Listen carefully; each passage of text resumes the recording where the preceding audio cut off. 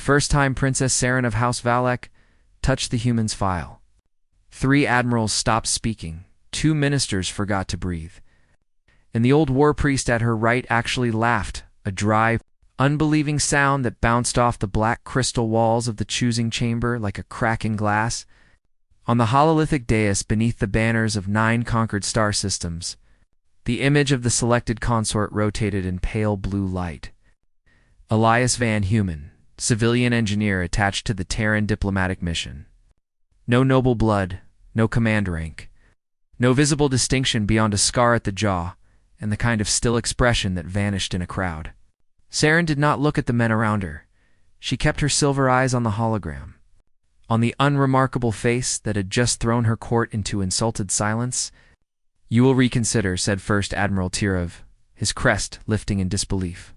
"This is not a mate selection. It is an imperial signal. Every watching court in the spiral will read weakness in this." "Let them read," Saren said. The war priest clicked his teeth. "A human maintenance officer, princess. The species is useful in attrition fleets and salvage contracts. But they are brief-lived, emotionally unstable, and politically weightless." Saren finally turned. "Slow enough to make them feel the rebuke before they heard it. That is why the choice is mine, and not yours." No one answered that. Not because they agreed, but because her mother had died 6 months earlier in vacuum. And Saren now stood one formal coronation away from the throne of thorns. No one in the chamber was foolish enough to mistake her youth for softness. Still, the shame on their faces was real. She had chosen a human, not a lord from a core dynasty, not a victorious fleeter, not a genetically honed war bridegroom from the Blade Worlds, but a quiet foreigner who spent most state functions near service corridors and power access panels. Elias Van was on deck 12 when the summons found him, lying on his back beneath an open coolant manifold, forearms deep in warm conduits, listening for a vibration no one else could hear. The diplomatic flagship, Radiant Spear, had old bones under its ceremonial plating.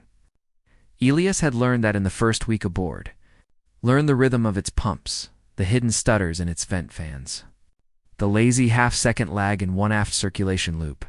Ships always told the truth to people who listened long enough. He pulled himself out, wiped his hands on a rag, and looked up at the royal courier blocking the corridor light. The courier's mantle shimmered dark violet. "House color, high-priority engineer Elias Van," the courier said, with the faint stiffness aliens used when speaking Terran standard. "You are ordered to attend Princess Saren. Immediately." Elias sat up slowly. "Did something break?"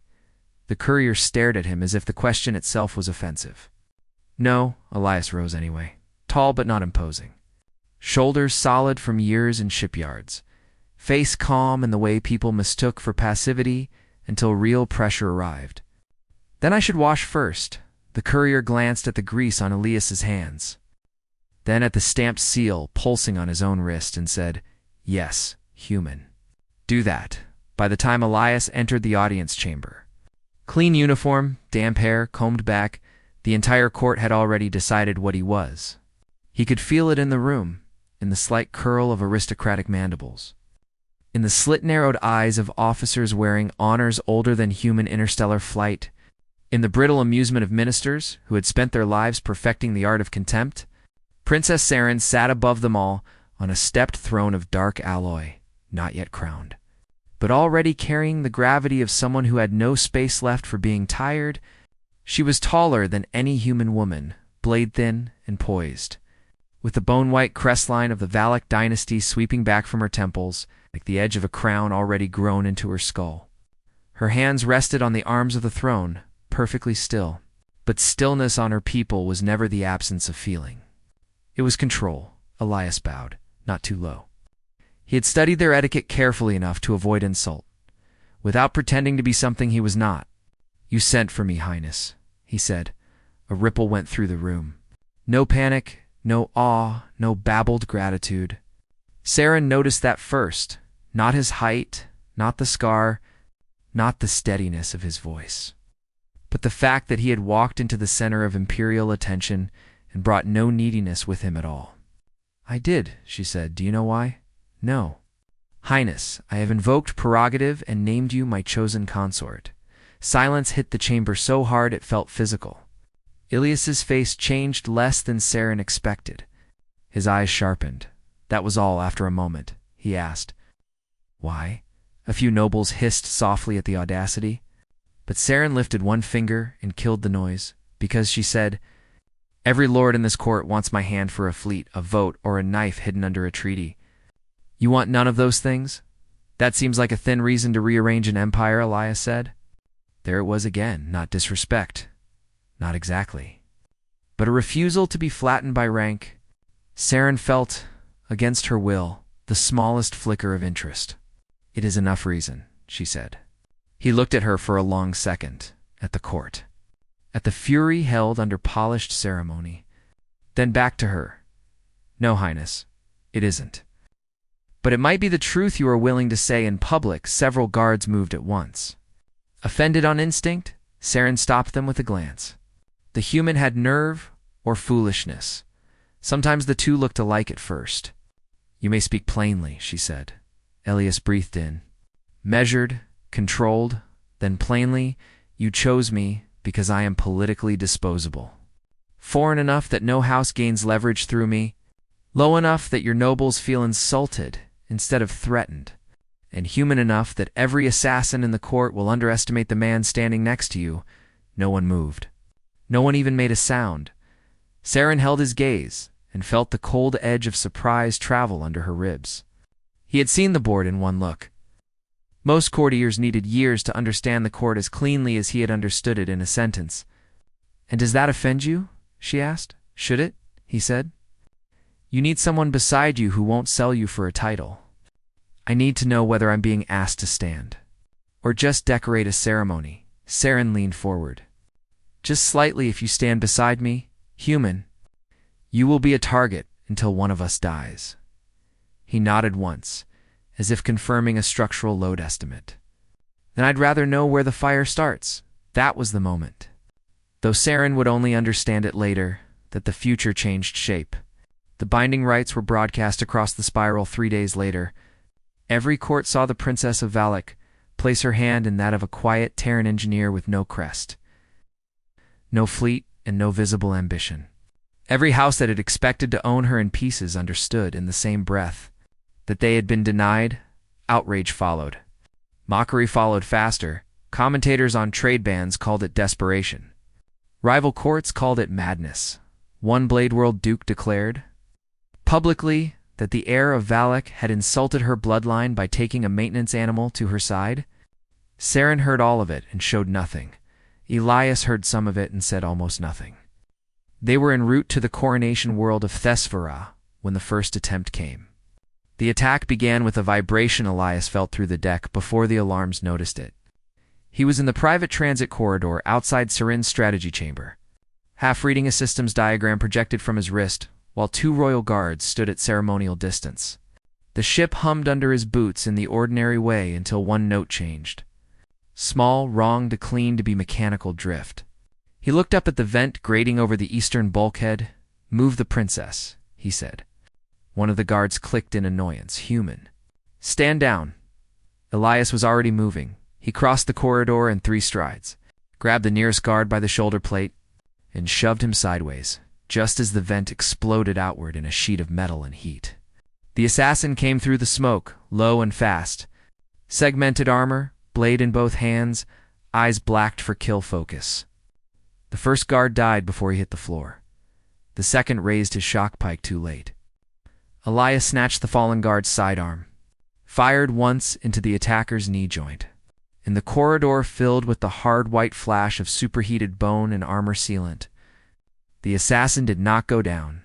Of course he didn't, Elias thought, because this court had never done anything halfway in its life.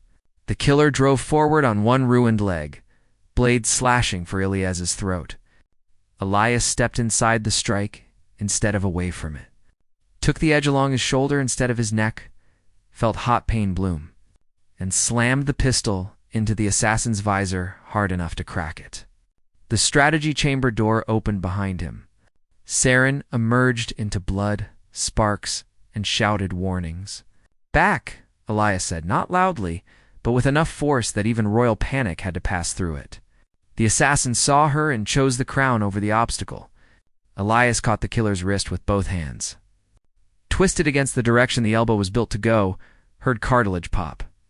Then used the assassin's own momentum to drive both of them into the bulkhead beside the chamber threshold. The second blade came up under Ilias's ribs. He trapped it with his forearm. Metal grinding against reinforced fabric and flesh, and looked the killer full in the face through the cracked visor. Not rage, not fear, calculation. He headbutted the assassin once, twice. Then tore the emergency seal lever from the wall and rammed its steel shaft through the broken visor gap with both hands. The corridor went very quiet after that. Only the alarm remained, low and rising. Elias stepped back. Blood running down his arm and shoulder in dark lines. Saren stared at the body, then at him. Her species had words for courage, for ferocity, for battle skill. But what she had just seen was something narrower and colder. A kind of practical violence without ceremony, without flourish. Stripped to purpose so completely, it seemed almost inhuman. Yet the eyes that met hers were entirely human. "Are you hurt?" she asked, and hated how small the question sounded in that corridor. "Yes," Elias said. "We have a bigger problem."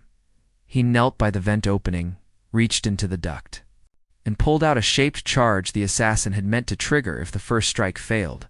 The timer showed 12 seconds. "Get away from the wall," he said. Saren did not move. Neither. To his visible irritation, did the surviving guard. Who was too stunned to think, Elias tore open the access panel beneath the charge well, saw the coolant line running behind it. The pressure values, the routing, the ancient shipmaker logic, and made a decision so fast it looked like reflex. He jammed his bleeding hand into the service cavity, found the manual bypass wheel by touch, and cranked it open. Scalding coolant screamed through the maintenance branch and flooded the duct as the bomb hit zero. The blast punched through wet vapor instead of air. The wall bulged, split, then held when the steam cleared. Elias was on one knee, breathing hard, skin blistered red where the coolant had flashed against him. Saren crossed the distance before she understood she had done it. She caught his chin and forced his face up. Protocol forgotten. He blinked at her, pale but steady. "You knew the root of that line," she said. "I fixed it yesterday," he answered. That night, the court stopped laughing, not out loud, not where Saren's hearing could reach. But the real crisis came 2 days later when mockery became war. The coronation convoy dropped from fold space on the edge of Thesperos' defense sphere and found the beacons dark, the outer forts burning, and half the loyalist fleet broadcasting surrender codes under enemy override. House Talar, oldest rival of Valek, had moved while the Empire was still arguing about a human consort. They had bought 3 border admirals, sabotaged the throne world's shield lattice, and driven a strike fleet through the seam. Saren stood on the command dais, as reports stacked around her like falling stone. Shield grid at 31%, lower orbit lost. Palace district under bombardment. "Talar requests your unconditional transfer of succession rights," said the tactical master, voice flat with contained horror. On the main display, Thesphora turned beneath them. Beautiful and dying, Saren's jaw locked. This was the real answer to her choice. Not insult, not commentary. But opportunists betting the Empire would fracture faster than it could rally. They had expected her to arrive to ceremony. Instead, she had arrived to a beheading. The admirals argued at once, retreat and regroup. Cut through upper orbit, save the air, abandon the surface. Preserve the dynasty by sacrificing the capital.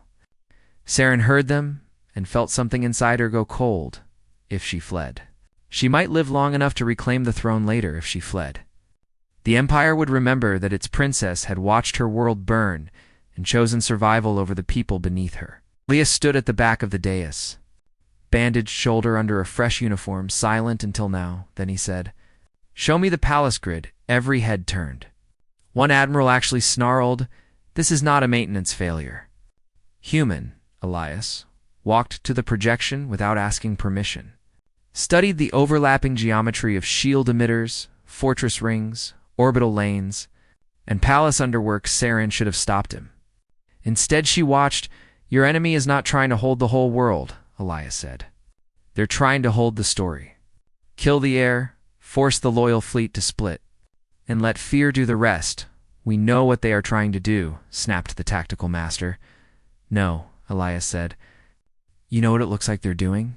He pointed to the palace district beneath the smoke, to a narrow chain of service nodes beneath the throne complex. Nodes no admiral had noticed because no admiral cared how a palace breathed. These thermal exchangers feed the lower shield roots. They're buried under the ceremonial foundations. Old enough that nobody thinks of them as military infrastructure if Talar compromised the main lattice. They still need to sever the root regulators or the palace core can reboot in sections. The tactical master frowned. How do you know that? Because empires never replace what still works, Elias said. They just plate over it and call it heritage. Saren almost smiled. Almost, he kept going, voice level, hands moving through the projection. You don't need to win orbit right now. You need a corridor to the lower palace. Get the root regulators back online. And force their fleet to choose between bombardment and occupation. If the palace shield comes up even in fragments, your loyalists have a rally point. If it doesn't, this becomes a funeral with a long appendix. And who exactly reaches these regulators? The admiral demanded. The palace is under assault. Elias met his gaze. Someone who can get through service architecture under fire. In a structure designed by people who think aesthetics matter more than signage, the admiral understood before anyone said it. And his expression turned from contempt to disbelief. Saren looked at Elias, really looked. At the man she had chosen because he was politically safe, expendable, underestimated. She saw now the deeper truth she had not wanted to name even to herself. She had chosen him because the room changed around him. Because in rooms full of ambition, he was anchored. Because when everyone else performed importance, he noticed where the walls cracked. Human, she said, and the dais went still. If you go down there, you may not come back, Elias looked at the burning world on the screen. If I don't, neither does your throne. The descent capsule hit the palace transit shaft so hard, Saren's teeth clicked together. She had overridden every protest and gone with him. There was no universe in which she would send her consort alone beneath her own capital while she remained. Safe in orbit, pretending to command destiny from a polished deck. 3 Marines came with them, armored for close corridors. Along with 1 palace architect dragged from the surviving staff to guide routes he had only seen in archival plans. The lower palace was already a wound. Smoke rolled through gold-lit halls. Ancient relief panels had split under concussion, and the air smelled of hot metal, char. And the mineral bite of shield plasma leaking through fractured conduits. They moved downward through service ladders and narrow maintenance passages behind the ceremonial heart of Empire. Elias ahead of the Marines whenever the path narrowed, because the architect kept getting lost in his own heritage, and the soldiers got looking at walls instead of what ran inside them. At the 3rd regulator chamber, they found Talar commandos already placing breaching charges on the core stem. The fight was fast, brutal, close enough for breath to matter. 1 Marine died at the hatch, another took a bolt through the throat seal. Saren killed 2 commandos herself, elegant on the practice floors of court, savage here in the red flashing light of a dying machine room. Elias never looked graceful. He looked inevitable. He pulled the wounded Marine behind a coolant manifold, shot 1 commando through the side seam of his helmet, then reached the regulator's spine and started working before the last body hit the floor. What do you need? Saren asked. Blood on 1 cheek, sword trembling with fatigue. Time, he said. She laughed once, a sharp broken sound. Then for once I can be useful. The next wave hit the chamber 3 minutes later. By then, Elias had both arms buried in the open control housing. Bypassing fuse safeties with stripped wire and a toolkit he had clipped to his thigh before launch. The root regulator was older than the dynasty's public memory. Built when engineers still expected war to be solved by people standing in rooms with machines instead of algorithms voting in orbit. It answered to pressure, heat, and sequence, not to prayer or noble blood. Saren held the doorway with the last surviving Marine and felt the Empire reduce itself to essentials. 1 narrow entrance, one man at a machine. One decision stretched across the bones of a civilization. A Talar heavy gunner pushed into view and tore the chamber apart with kinetic fire. Stone burst, panels shattered, the Marine went down in pieces of armor and red vapor. Saren was thrown against the wall. Breath crushed out of her, the gunner advanced toward Elias.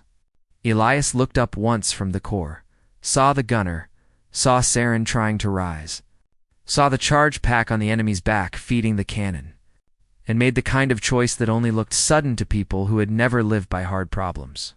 He slammed the regulator lock closed on his own left hand to hold the bypass in place. The machine accepted flesh as pressure and continuity. A brutal old system answer to a desperate improvisation.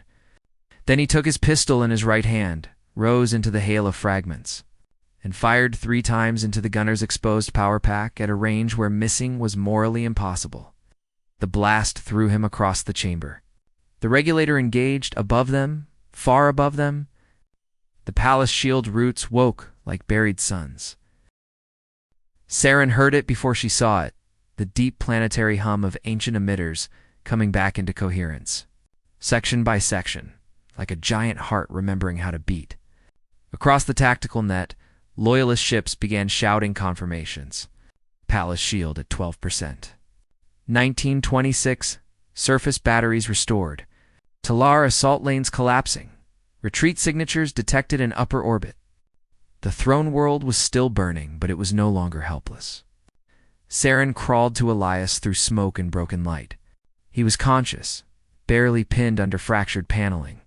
His left hand still trapped in the regulator housing. The metal closed over wrist and bone. She reached for the release and found nothing.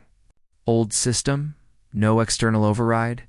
His face was gray with pain. But his eyes found hers and steadied. "It held," he whispered. "Yes," she said, voice breaking on the single syllable. "It held." He looked past her, as if listening to the shield hum through kilometers of palace stone, and something like relief softened his mouth. Then he said the line the Empire would repeat for generations. Though in that moment it was quiet enough to belong only to her. A throne is just a chair, Saren, until someone bleeds to keep the people under it alive. No one had ever spoken to her like that. Not as heir, not as weapon, not as symbol.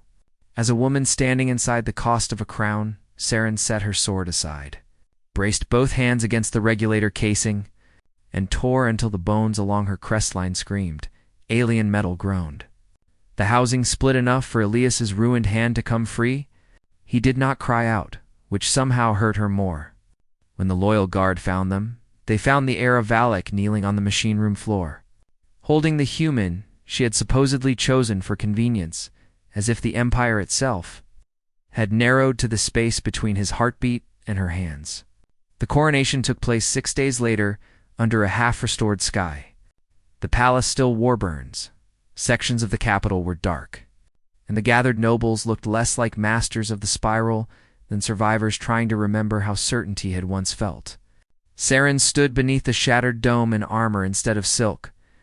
At her right stood Elias Van, left hand bound in black sinskin. Uniform plain, posture quiet as ever, but nothing about the room was the same now. Half the fleet owed the survival of the throne world to the human they had mocked. 3 traitor houses had already surrendered their heirs in chains, and every court in the spiral had watched the combat records.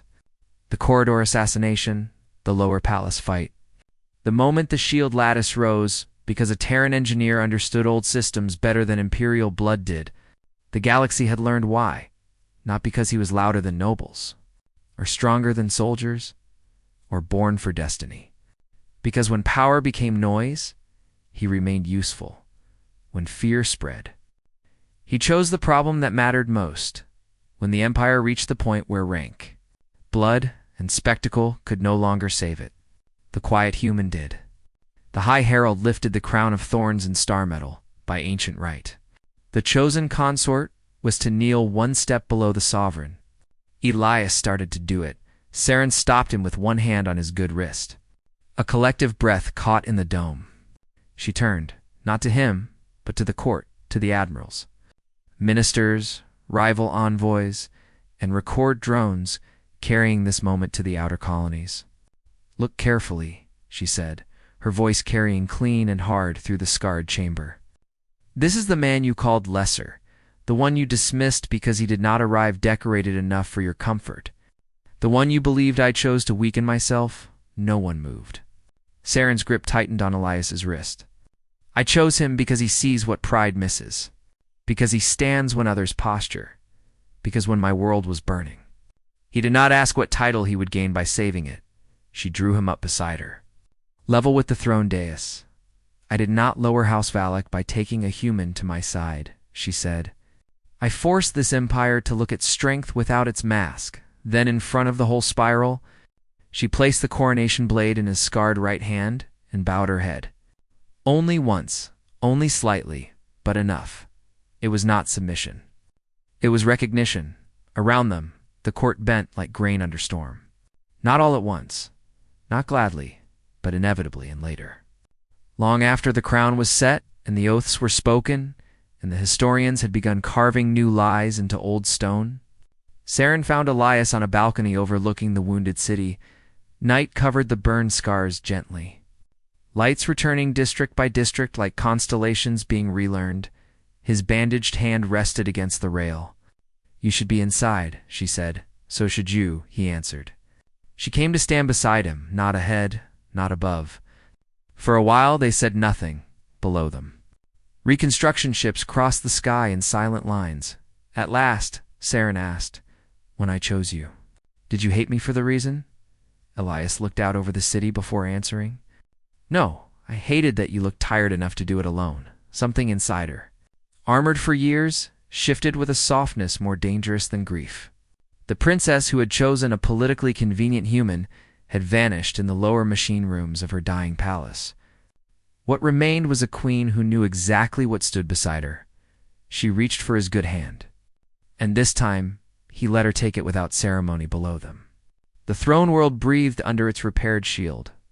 Above them, the stars burned with their old indifference. But now the galaxy knew what the Empire had learned too late. The quiet human at her side had never been the insult. He had been the reason the crown survived.